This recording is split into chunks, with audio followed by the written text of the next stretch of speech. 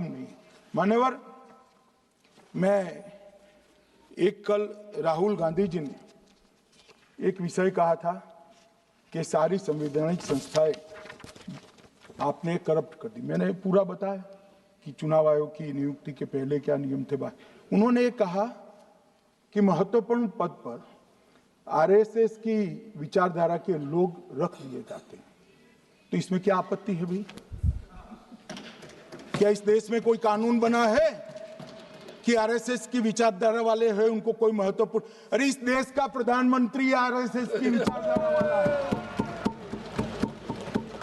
इस देश का गृह मंत्री आरएसएस की विचारधारा वाला है, और जनादेश से बनकर आए, आपकी कृपा से बनकर नहीं आए मान्यवर। मगर उन्होंने क्या किया था वो मैं फिर बताना चाहता हूं। 1969 में इस देश का राष्ट्रपति का चुनाव हुआ। 1969 में इंदिरा जी अपनी पार्टी के अंदर ही संघर्ष करती थी। पार्लियामेंट्री बोर्ड ने राष्ट्रपति के चुनाव के प्रतिनिधि के रूप में कांग्रेस पार्टी का अधिकृत उम्मीदवार बनाया श्री संजीव रेड्डी को, और इंदिरा जी ने प्रधानमंत्री रहते हुए अपने पार्टी के मैंडेट को ही डिफाई कर कहा कि राष्ट्रपति का चुनाव में वोटिंग अंतर आत्मा की आवाज से करनी चाहिए, और उन्होंने श्री वीवी गिरी को प्रत्याशी बनाया मान्यवर।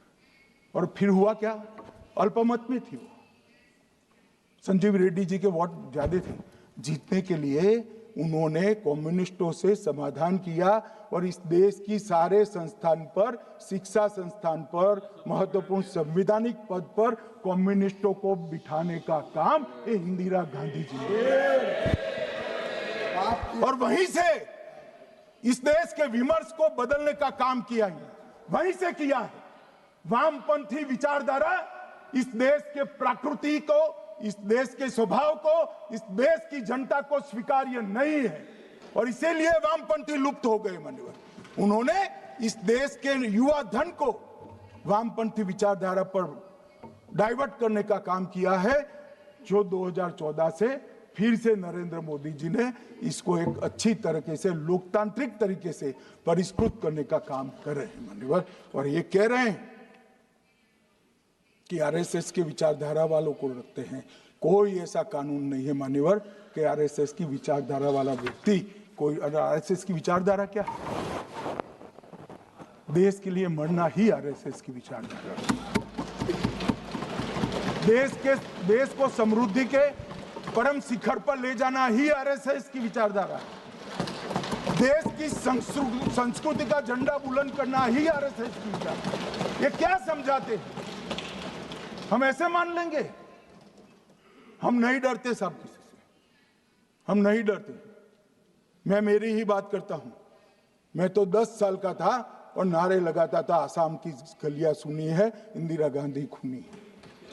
हम तो वहां से लड़ते लड़ते आए हैं, हम नहीं डरते मान्यवर। और मान्यवर, इन्होंने कहा कि वोट चोरी से जीतते हैं। वोट चोरी से नहीं जीते हैं। आपने सर्जिकल स्ट्राइक का विरोध किया, इसलिए हम जीते। आपने एयर स्ट्राइक का विरोध किया, इसलिए जीते हैं।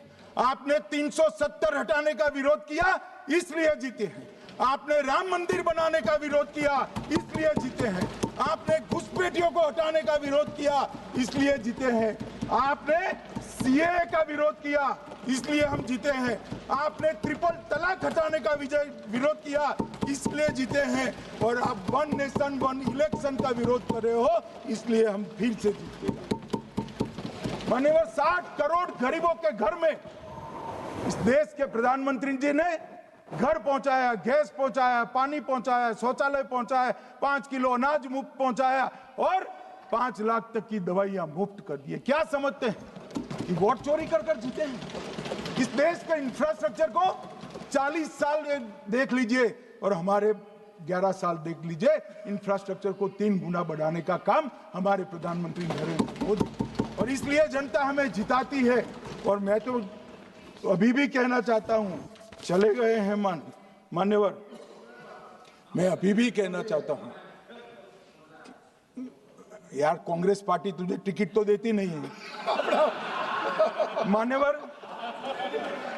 मैं अभी भी कहना चाहता हूं, एसआईआर का विरोध करोगे तो बिहार की जगह बंगाल और तमिलनाडु में भी साफ।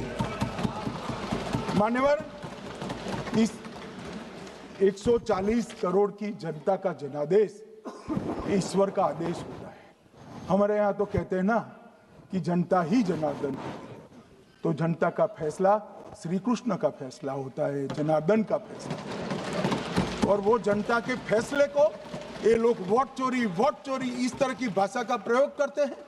जनता देख रही है, जनता आंख मूंद कर नहीं बैठी। मान्यवर, मैं तो धन्यवाद करना चाहूंगा हमारे पार्लियामेंट्री अफेयर्स मिनिस्टर का कि इन्होंने तो एक अलग रास्ता कर SIR पर चर्चा कर ली। वरना इनका झूठ एक तरफा जनता में जा रहा था। आज आपने भी मुझे इतना विपुल मात्रा में समय दिया, जरूरत पड़ी वहाँ प्रोटेक्शन भी दिया, मुझे संरक्षण दिया, इसलिए मैं आपका भी धन्यवाद करना चाहता हूँ। और अंत में फिर से एक बार श्री राहुल गांधी के भाषण लिखने वालों को कहना चाहता हूँ कि तथ्य ढंग से ढूंढ कर रखे, इनकी यहाँ पर तकलीफ होती है। सभा की कार्रवाई कल गुरुवार